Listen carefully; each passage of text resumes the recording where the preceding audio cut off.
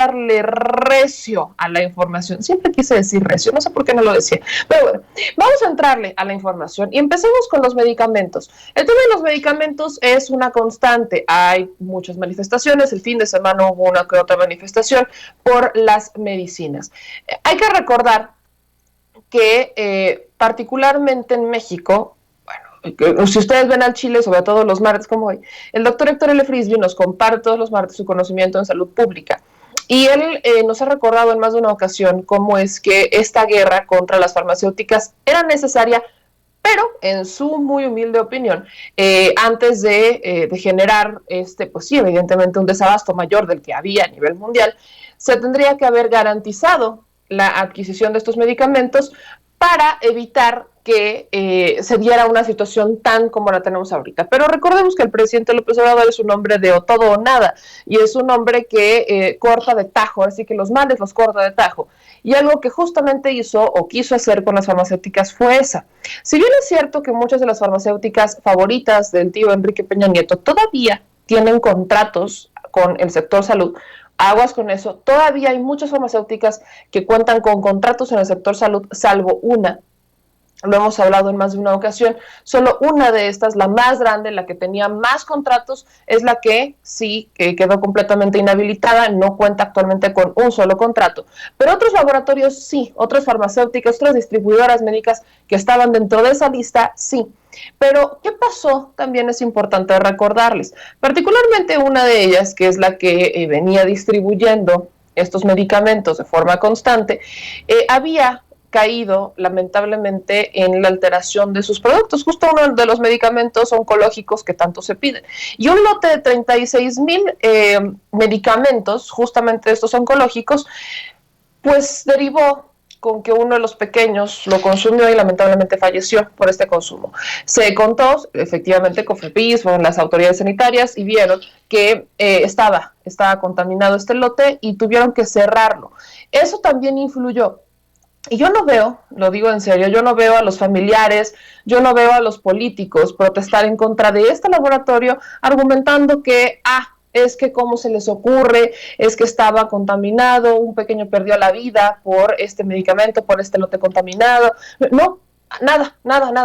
O sea, en las voces de estas personas y en las voces de este grupo no pasa nada si tenemos una persona, un menor que haya fallecido por un lote contaminado de una farmacéutica, de un medicamento, pero sí, si no nos los da. O sea, no importa si está contaminado, pero dánoslo. Nunca entendí esta lógica, pero bueno. El asunto es que el gobierno mexicano emprendió esa estrategia y el día de hoy el secretario de Salud, el doctor Jorge Alcocer, da a conocer el estado de la adquisición de estos medicamentos oncológicos, en especial lo que se refiere a los niños con cáncer. Estamos hablando de aproximadamente 216 millones de piezas que fueron compradas en distintos proveedores de varios países y que las embajadas de México apoyaron con la obtención de 220 claves de medicamentos oncológicos. La pregunta que queda al aire es: ¿cómo va la cadena de distribución de estos medicamentos?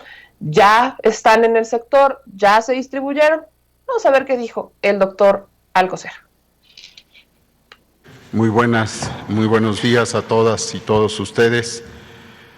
Hoy en el Pulso de la Salud consideramos importante el volver a tratar el tema de los medicamentos oncológicos, en particular lo que se utiliza en el tratamiento de los niños con cáncer. En esta primera lámina, por favor. Como les fue informado hace una semana, la demanda del sector salud incluyó 1,840 claves y, como ustedes pueden ver, estas correspondieron a las piezas compradas 217,329,862, las entregadas por arriba de 26 millones y un monto contratado que está en arriba de 76,969 millones de pesos. Hubo ahorros y reiteramos que en esta ocasión, en forma no lograda antes, se participaron 335 proveedores de 14 países diferentes. En la lámina de la derecha, en la lámina de pastel, como ustedes pueden ver, de los 200, en esta gráfica, 220 medicamentos fueron los mayormente comprados en toda nuestros grupos de tratamiento, grupos terapéuticos, no incluyo aquí los insumos para curación, 220 que corresponden al 14% de toda la compra de medicamentos, en este caso oncológicos. Le siguen también en forma importante 200 de enfermedades infecciosas, 117 de cardiología, 114 de endocrinología y 7% de neurología. En la siguiente gráfica, el resultado, como ustedes saben, de la compra INSABI UNOPS en relación a los medicamentos oncológicos, a las 220 claves obtenidas, y sin embargo faltaban en ese entonces 23 claves de alto consumo y 4 de abasto complementario. Esto lo logramos, como se señala, gracias a la Cancillería mexicana, pues las embajadas de México en otros países apoyaron en la obtención de estas 28 claves oncológicas de alto consumo, en las cuales se está dando cumplimiento progresivamente en el calendario de entregas. Como ustedes pueden ver, hay mucha gente interesada y conocedora del tema, no solo médicos, sino los padres de los niños, en particular de los niños que tienen cáncer. Y aquí están del lado izquierdo los más frecuentes, los que estuvieron también en desabasto internacional: ciclofosfamida y las vicinas, tanto el epirubicina como la hidarubicina, el metotrexato, que se utiliza también para otras enfermedades, no solo las del cáncer, carboplatino, Taxel y trastuzumab. También están otras de difícil obtención, pero lo logramos gracias a esta coparticipación de diferentes secretarías. Y finalmente, en la siguiente imagen, en este mapa, les presento la ubicación de los almacenes donde están ya el suministro de los medicamentos. Como ustedes pueden ver, del lado izquierdo, las instituciones demandantes, la contribución que se logró de piezas por la UNOPS y el INSABI, y el total de piezas que en este contexto, repito, son 217.329.862 piezas. En los almacenes que aquí están distribuidos en su lugar donde se localizan, en los 32 estados, en el almacén del IMSS y los institutos nacionales, esto ubicado en el espacio dado a la Ciudad de México, donde están todos los institutos nacionales, la mayoría de ellos, e inclusive el almacén del ISSSTE. En este contexto, termino señalándoles, recordando que, como ya se señaló, concluye el proceso en la farmacia, no concluye el proceso en la farmacia, puesto que todavía de la farmacia a las manos de los pacientes está supervisado de manera meticulosa y se está cumpliendo con eso en tiempo, sin desabasto de aquí al próximo año. Muchas gracias. Ok, ahí está la información. Los medicamentos ya están en bodegas, en las farmacias, en las bodegas del IMSS, del INSABI, o sea, del sector salud.